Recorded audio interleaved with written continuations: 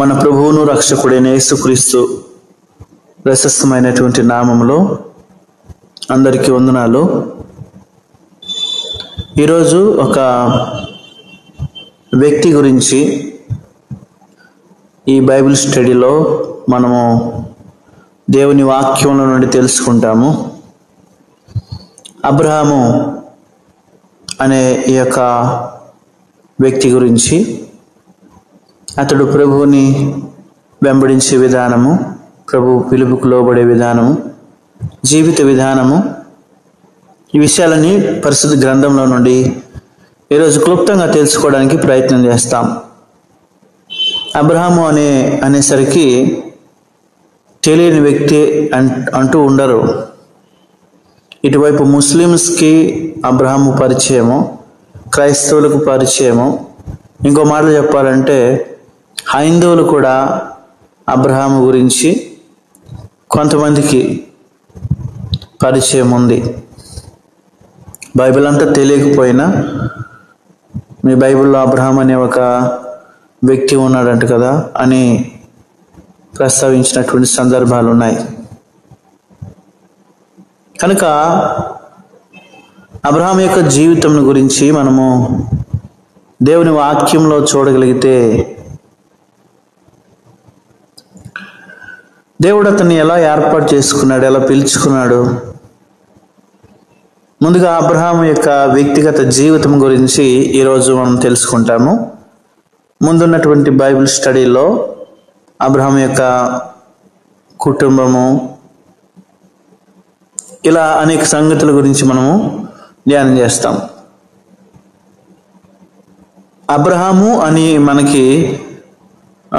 మనం పిలుస్తూ ఉంటాము, కానీ అతని పేరు ముందుగా అబ్రాము. దేవుడు అతన్ని అబ్రహాముగా మార్చుకున్నాడు. ఆదికాండం 17వ అధ్యాయం 5వ వచనం ప్రకారము అబ్రహాము అనగా జనములకు తండ్రి, ఫాదర్ ఆఫ్ మెనీ. గలతీ పత్రికలో విశ్వాసులకు తండ్రిగా పిలబడుతున్నటువంటి అబ్రహాము. ఈ అబ్రహాము అనే పేరుకు ముందుగా అతని పేరు అబ్రాము. ఈ పేరుని ఒకసారి విడదీస్తే, సపరేట్ చేస్తే ఈ పేరు అర్థం ఏంటి, దాని కొంచెం మూలాల్లోనికి వెళ్తే హెబ్రూ భాషలో వచ్చింది కాబట్టి పేరు అబ్రాము అనే ఈ పేరుని కొంచెం డివైడ్ చేస్తే అబ్ రామ్ అనే ప్రొనౌన్సియేషన్ వస్తుంది. అబ్ అంటే తండ్రి, రామ్ అంటే గొప్ప, మహనీయమైన. ఇప్పుడు ఏమొచ్చింది అర్థము? అబ్రాము అంటే గొప్ప తండ్రి. అయితే దేవుడు అతన్ని పిలుచుకున్న తర్వాత దేవుడు అతని పేరును అబ్రహాముగా మార్చాడు. ఇప్పుడు అతని పేరుకి అర్థం ఏంటంటే జనములకు తండ్రి. అబ్రాము అబ్రహాముగా మార్చబడ్డాడు. జనములకు తండ్రి అనే ఈ పేరు, ఈ గుర్తింపు దేవుడే అతనికి ఇచ్చాడు అనేటి ఏ సందేహము లేదు.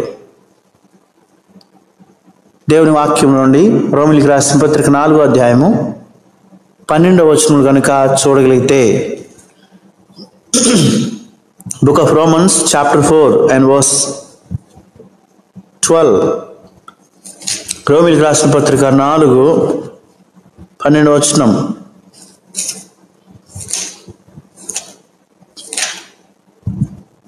ఒకసారి జ్ఞాపకం చేసుకుందాం ఈ మాట. 4:12. మరియు సున్నతి గలవారికిని తండ్రి అగుటకు, అనగా సున్నతి మాత్రము పొందినవారు గాక, మన తండ్రి అయిన అబ్రహాము సున్నతి పొందక మునుపు అతనికి కలిగిన విశ్వాసం యొక్క అడుగు జాడలను బట్టి నడుచుకొనిన వారికి తండ్రి అగుటకు అతడు ఆ గుర్తు పొందెను. అబ్రహాము కొన్న గుర్తు ఏంటి? జనములకు తండ్రి. విశ్వాసులకు తండ్రి, father of faith, father of many. కనుక ఎందువలన వచ్చింది ఈ యొక్క బిరుదు? ఆ గుర్తు ఎందుకు అతడు పొందుకున్నాడు? ఎందుచేతన ఈ బిరుదు అతనికి వచ్చింది? జనములకు తండ్రి అని ఎందుకు పిలువబడుతున్నాడంటే అతడు ప్రభువుని అనుసరించే విధానము, ప్రభువుని వెంబడించే విధానం గొప్పది. అతడు ప్రభువుని తెలుసుకునే విధానం గొప్పది. దేవుడే అబ్రాహామును పిలిచాడు.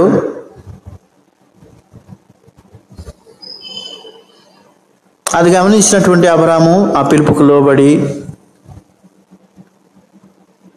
ఆయన ప్రభువుని వెంబడించేవాడుగా ఉన్నాడు. ఇక్కడ రాబడింది రోమపత్రిక 4:12 అబ్రహాము యొక్క అడుగు జాడలను బట్టి నడుచుకునిన వారికి తండ్రి అగుటకు. దేవుడు ఒక మంచి గుర్తిచ్చాడు అబ్రహాముకి. ఆయన అడుగు జాడలో నడవమన్నాడు. ఎందుకు అంటే అబ్రహాము సంతానమైనంత మాత్రమున అందరూ దేవుని పిల్లలు కారు. రోమిలికి రాసిన పత్రిక 9వ అధ్యాయంలో ఆ మాట చూస్తాం. రోమపత్రిక 9:7 అబ్రహాము సంతానమైనంత మాత్రము చేత అందరూ పిల్లలు కారు, కానీ ఇస్సాకు వలైనది నీ సంతానం అనబడును. అర్థమవుతుందా? అబ్రహాము సంతానమైనంత మాత్రాన అందరూ దేవుని పిల్లలు కారు. అబ్రహాము సంతానం అంటే ముస్లిమ్స్ కూడా వస్తారు. మరి ఎవరు నిజమైనటువంటి విశ్వాసులు? Who is the real believers అని చూస్తే ఇస్సాకు వలనైనది నీ సంతానము అనబడును. ఏంటి ఇస్సాకుకున్న గొప్పతనము, ప్రత్యేకత అంటే అబ్రహాము ఇస్సాకు కొరకు 25 సంవత్సరాలు, దాదాపు 25 సంవత్సరాలు విశ్వాసంతో ఎదురు చూశాడు. విశ్వాస సంబంధులే అబ్రహాము సంతానం. కనుక ఈరోజు దేవుని పిల్లలు అందరూ దేవుని పిల్లలు అవుతారు, అందరూ దేవుని పిల్లలు కారు. దేవుని చేత అందరూ సృష్టింపబడ్డారు, అది వాస్తవమే. అందరికీ సృష్టికర్త అయిన దేవుడు ఒక్కడే, అది వాస్తవమే. అయితే అందరూ దేవుని పిల్లలా? నిజమైన దేవుని పిల్లలు ఎవరంటే అబ్రహాము ఎలా అయితే ఎదురు చూసి విశ్వాసం ద్వారా ఇస్సాకును పొందుకున్నాడో, విశ్వాసంతో ఎదురు చూసి విశ్వాసంతో జీవిస్తున్న వారు మాత్రమే దేవునికి సంబంధించినటువంటి వారు. గలతీ పత్రిక 3వ అధ్యాయం 7వ వచనంలో విశ్వాస సంబంధులు మాత్రమే అబ్రహాము సంతానం. బహుశా ఫిజికల్గా ఇస్మాయేలు అబ్రహాము సంతానమే, కానీ ఆత్మీయంగా దేవుని సంతానంగా పిలువబడాలంటే, అబ్రహాము యొక్క సంతానముగా మార్చబడాలంటే విశ్వాసం ఉండాలి. యేసు ప్రభువుని అంగీకరించే విశ్వాసం ఉండాలా. అందుకే రోమపత్రిక 9 ఇస్సాకు వలనైనదే నీ సంతానం. ఒకనొక సందర్భంలో యోహాను సువార్త 8వ అధ్యాయం అనుకుంటా, యోహాను సువార్త 8వ అధ్యాయం, యోహాను సువార్త 8వ అధ్యాయం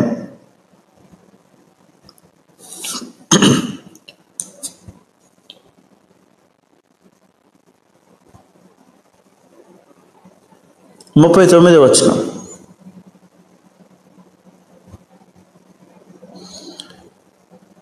యోహాను సువార్త 8వ అధ్యాయం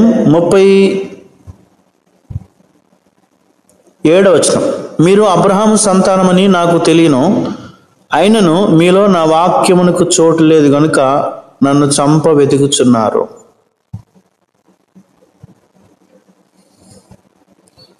వీరు చెప్పుకునే సంగతి ఏంటంటే మేము అబ్రహాము సంతానమని గర్వించినటువంటి వారు, యేసు ప్రభువుని తృణీకరించినటువంటి వారు.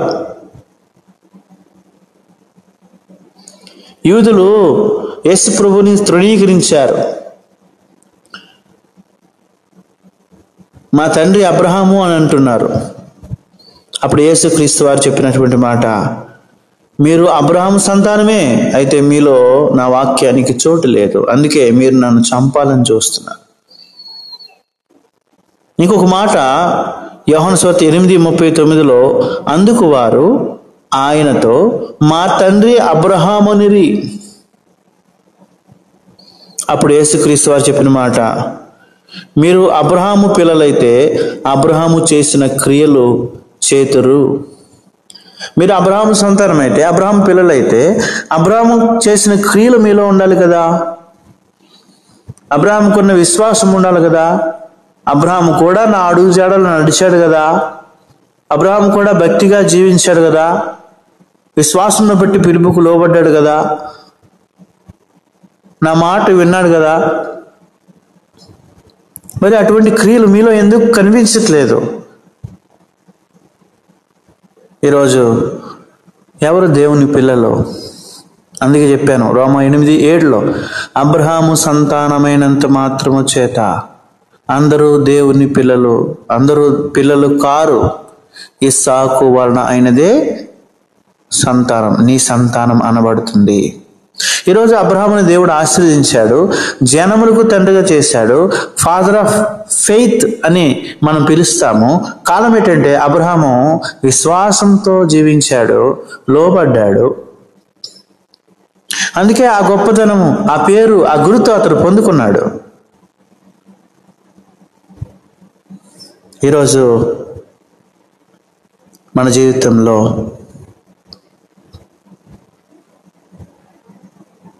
ఎటువంటి విశ్వాసంతో జీవిస్తున్నామన్నది ప్రాముఖ్యత.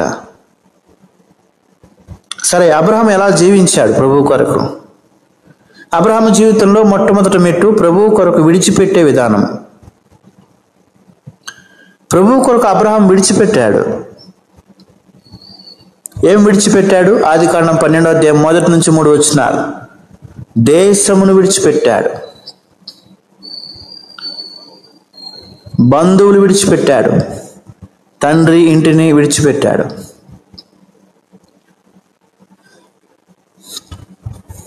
అబ్రహాము ఉన్న దేశం ఏంటి? బబులోను దేశం. బాబేలు గోపురం, బాబేలు, బబులోను ఇవన్నీ ఒకే అర్థానికి చెందినటువంటి పేర్లు. దీనికి ఇంకొక పేరు కల్దీల పట్టణం, కల్దీలు అనే ఊరు. కల్దీలు అనే ఊరు నుండి దేవుడు అతను పిలిచాడు, బయటికి రమ్మన్నాడు. అబ్రహా తండ్రి పేరు తెరహు, భయంకరమైన విగ్రహారాధన. నీవు నన్ను వెంబడింపగోరిన యెడల నేను చూపించే స్థలానికి వెళ్ళాలి. నేను చూపించే స్థలానికి వెళ్ళాలంటే నువ్వు అక్కడి నుంచి లేచి నీ తండ్రిని, నీ దేశమును, నీ బంధువును విడిచిపెట్టి నేను చూపించే దేశమునకు వెళ్ళాలి. విశ్వాసం బట్టి ఎక్కడికి వెళ్ళాలో తెలియకని బయలుదేరాడు. అంత గొప్ప విశ్వాసం. కనుక మొట్టమొదటి అబ్రహాం విడిచిపెట్టిన కొన్ని సంగతులు చెప్తాను. మొట్టమొదటిది, దేశమును విడిచిపెట్టి. ఏంట దేశం? బబులోను దేశం. దాన్ని కల్దీల పట్టణం అంటారు. ఈ బబులోను దేశం ఎలాంటిదంటే ప్రకటన గ్రంథంలో రాయబడింది, ఇది దురాత్మలకు పుట్టినిల్లు. ఈ బబులోను దేశం ప్రకటన గ్రంథం 18:2-3 బబులోను అనగా లోకం, మహావేశ్య.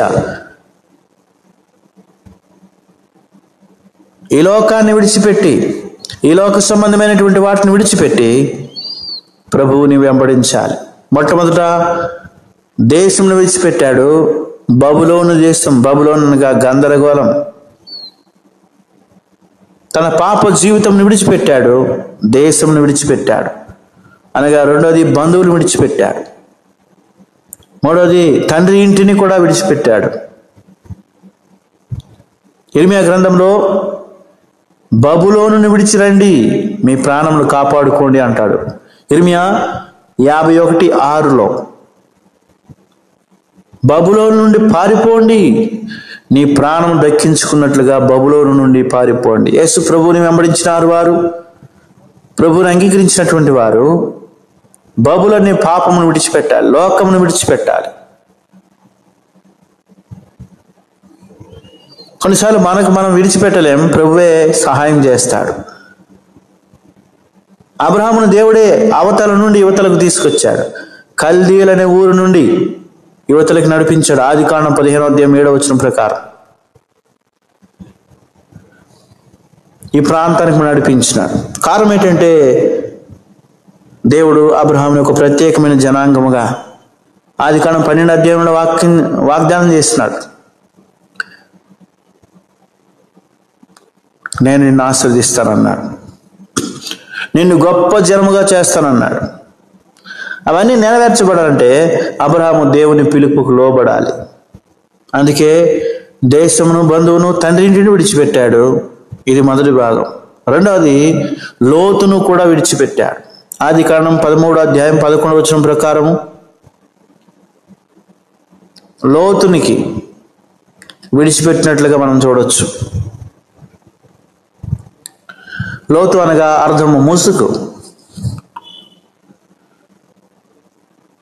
కొన్నిసార్లు దేవుని నిమిత్తము దేవుడు చెప్పినప్పుడు సొంత వారైనా, బంధువులైనా, స్నేహితులైనా వాళ్ళకి మనకి నష్టం జరుగుతున్నప్పుడు మనము దేవుని నిమిత్తం వాళ్ళని విడిచిపెట్టాలి. ప్రేమించాలి, కానీ దూరంగా ఉండాలి. ఇది రెండవ సంగతి. మూడవది, ఆదికాండం 21:14 ప్రకారము దాసిని వెళ్ళగొట్టాడు. తన ఇంట్లో ఉన్నటువంటి హాగరు అనే దాసిని, తన ఇంట్లో ఆమె ఉన్నంత కాలము నెమ్మది లేదు. అది దేవుని చిత్తం కాకుండా ఆమెతో పోయాడు. తన భార్య మాట విని హాగరుని తెచ్చాడు. దానివల్ల నెమ్మది, సంతోషం లేదు. ఇప్పుడు ఆమెను కూడా విడిచిపెట్టాల్సిన సందర్భం వచ్చింది. ఆదికాండం 21:14 ప్రకారం ఆమెను విడిచిపెట్టాడు. నాలుగోది,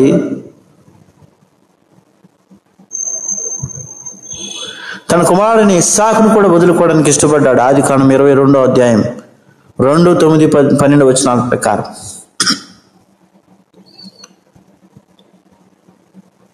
నీ ఒక్కగానొక్క కుమారుడిని ఇస్సాకును నా కొరకు బలి అర్పించమన్నప్పుడు అతన్ని కూడా విడిచిపెట్టడానికి, వదులుకోవడానికి ఇష్టపడ్డాడు. అతని విశ్వాసం చాలా గొప్పది. విశ్వాసమును దేవుడు పరీక్షించాడు. ఆ తర్వాత ఆదికాండం 24 అబ్రహాము వృద్ధుడు, బహుకాలం గడిచిన వాడు, వృద్ధాప్యమందు అన్ని విషయాల్లో దేవుడు అతన్ని ఆశీర్వదించినట్లుగా ఆదికాండం 24:1 మనం చూస్తాం.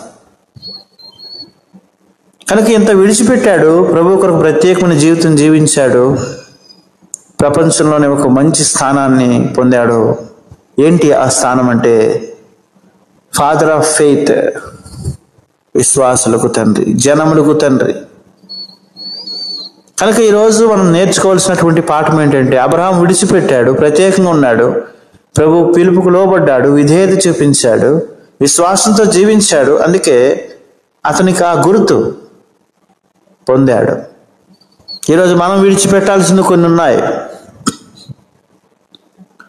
మొట్టమొదటిది, మనం విడిచిపెట్టాల్సింది పాపం. యోబు గ్రంథం 36:10 ప్రకారం పాపమును విడిచిపెట్టాలి. రెండవ సంగతి, పితృపారంపర్యమైన మీ వ్యర్థ ప్రవర్తన విడిచిపెట్టాలని మొదటి పేతురు 1:18 రాయబడింది. పితృపారంపర్యమైన మీ వ్యర్థ ప్రవర్తన. మూడవదిగా విగ్రహాలను విడిచిపెట్టాలి, విగ్రహారాధనను విడిచిపెట్టాలి. మొదటి తెస్సలోనికీ పత్రిక 1:9-10. నాలుగవది, వ్యర్థమైనటువంటి ప్రతిదీ విడిచిపెట్టాలి. అపోస్తలుల కార్యం 14:15 పౌలు బర్నబా వారిని అక్కడ ఉన్నటువంటి ప్రాంతం వాళ్ళు గణపరుస్తూ దేవులతో సమాధానంగా, దేవతలుగా చూస్తున్నప్పుడు, అయ్యా ఈ వ్యర్థమైన వాటిని మీరు విడిచిపెట్టాలని చెప్తున్నటువంటి సందర్భం అది. కనుక నాలుగవదిగా వ్యర్థమైన వాటిని విడిచిపెట్టాలి. ఐదవదిగా హెబ్రీయులకు రాసిన పత్రిక 1:2 ప్రకారము సులువుగా చిక్కులు పెట్టే పాపములను విడిచిపెట్టాలి. కనుక ఇవన్నీ కూడా దేవుని నిమిత్తం కొన్ని సందర్భాల్లో మార్కు సువార్త 10వ అధ్యాయం 29వ వచనం ప్రకారం దేవుని నిమిత్తం అన్నదమ్ములైనను, అక్క చెల్లెండ్రులైనను, బంధువులైనను, ఆస్తినైనా ఏదైనా దేవుని నిమిత్తం విడిచిపెట్టాల్సిందే. కనుక విడిచిపెట్టే అనుభవంలోనికి మనం వచ్చాం. విడిచిపెట్టే అనుభవంలోనికి మనము పరిపూర్ణంగా రావాలి. ఇంతవరకు అబ్రహాము యొక్క పేరు, దానికి అర్థము దేవుడు అతనికి ఇచ్చిన బిరుదు. అబ్రహాం విడిచిపెట్టిన విషయాలు, మనం విడిచిపెట్టవలసిన విషయాల గురించి మాట్లాడుతూ వచ్చాం. ఇంకొక 3 సంగతులు అబ్రహాం గురించి తెలియజేస్తా. 3 ప్రాముఖ్యమైన సంగతులు. మొట్టమొదటిది, అబ్రహాము తన జీవితంలో ఒక వీరుడుగా కనబడుతున్నాడు. అబ్రహాము గొప్ప వీరుడు ఎలా చెప్పచ్చు? వాక్యాన్ని బట్టి ఆధారాలు ఉన్నాయి. మొట్టమొదట అబ్రహాము ఎటువంటి వీరుడు అని ఆలోచిస్తే, అబ్రహాము యుద్ధ వీరుడు. తన తమ్ముడైనటువంటి లోతును శత్రువులు వచ్చి చెరపోయినప్పుడు, పట్టుకెళ్ళినప్పుడు, నష్టపరుస్తున్నప్పుడు, యుద్ధానికి వచ్చినప్పుడు అబ్రహాము ఇంట పుట్టి అలవర్చబడిన 318 మంది పనివారితో వెళ్ళి ఆ రాజులను తరిమి కొట్టాడు. ఆదికాండం 14వ అధ్యాయం 14వ వచనం. ఈ ప్రకారముగా అబ్రహాము యుద్ధ వీరుడిగా కనబడుతున్నాడు. తన తమ్ముణ్ణి దక్కించుకున్నాడు, ఆస్తిని దక్కించుకున్నాడు. రెండవది, అబ్రహాము ప్రార్థనా వీరుడు. ఆదికాండం 18వ అధ్యాయంలో దాదాపు 10-11 వచనాలు ప్రార్థనలోనే ఉన్నాడు. ఆదికాండం 18వ అధ్యాయం 23 నుండి 33 వరకు ఈ ప్రార్థన తన తమ్ముడైనటువంటి లోతు కొరకు. సొదొమ గొమొర్రా ప్రాంతంలోకి వెళ్ళిపోయిన తర్వాత ప్రభువుతో విజ్ఞాపన చేస్తున్నటువంటి సందర్భం, the first intercession prayer in the Bible, Abraham చేసినటువంటి ఆ విజ్ఞాపన ప్రార్థన, ఆ పొడుగాటి ప్రార్థన అక్కడ మనకు కనబడుతుంది. కనుక ప్రార్థన వీరుడు కూడా అబ్రహాము యుద్ధ వీరుడు. రెండవదిగా ప్రార్థన వీరుడు కూడా. మూడవదిగా అబ్రహాము విశ్వాస వీరుడు. ఏకంగా 25 సంవత్సరాలే విశ్వాసంతో ఎదురు చూశాడు.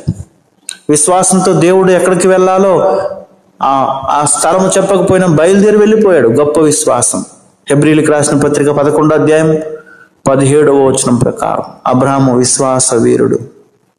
మొట్టమొదటిది యుద్ధ వీరుడు, రెండవది ప్రార్థన వీరుడు, మూడవది విశ్వాస వీరుడు. ఈరోజు అబ్రహాము యొక్క జీవితం మన ముందు ఒక మాదిరిగా కనబడుతుంది. అందుకే రోమీయులకు రాసిన పత్రిక 4వ అధ్యాయం అతని అడుగు జాడల్లో చదువుదామన్నమాట. రోమపత్రిక 4వ అధ్యాయం 12వ వచనం.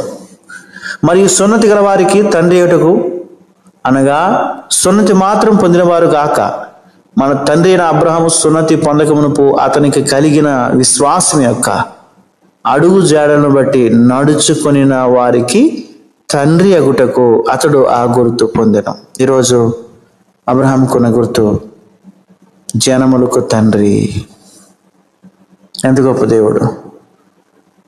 అబ్రహాముకు ప్రత్యక్షమైన దేవుడు. నేను సర్వశక్తి కలిగిన దేవుడును. ఈరోజు నీవు నిన్ను కలిగి ఉన్నటువంటి దేవుడు సర్వశక్తి కలిగిన దేవుడు. దేవుడు పక్షపాతి కాడు. విశ్వాసంతో నీవు కూడా వెంబడిస్తే నిన్ను కూడా గొప్ప జనముగా చేయడానికి సిద్ధంగా ఉన్నాడు. ఈ మాటలు విన్నటువంటి మన జీవితంలో ఒకసారి ఆలోచించి, విశ్వాసంతో జీవిస్తున్నామా? ప్రభుని వెంబడిస్తున్నామా? దేవుడి మాటలు దీవించునుగాక.